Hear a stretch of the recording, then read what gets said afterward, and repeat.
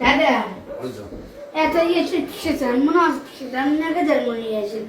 Bir defa de başka bir şey pişir. Başka bir hayvandan başka. Ancak bunu yersin, yeşil Ver. pişirsene. Kışta vuruyor sen yeter. Sen olur. Allah'a. Ete ne olur be, öyle bunu yersin, her akşam bunu yersin. Evet akşam yemek için ortaya yedin. Hayır akşam yemek için ortaya yedin de. Koy pişsin. Piştireyim bunu Allah bereket versin ya. Gözlerim. Sabah bununla yersin. Bu hemen pişirken sabah yedik. Bir daha akşam pişirelim. Ben geliyor. Allah seni bir saat yapsın. Hem pişireceğiz bak. Evet bu karton okşuyor. Kartof da, Çadabey kartof. Hayır. Hayva değil. Kede beyden geldin dağılmasın. Ağın arasına girme. Kabağa dumanlığa gider kıştı, azarsa.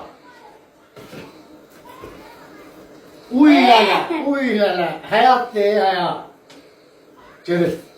Gel. Gidiyor kartonu doğrayıp, kartofu da pişiriyor. Kartofu doğrayıp pişiriyor tamam.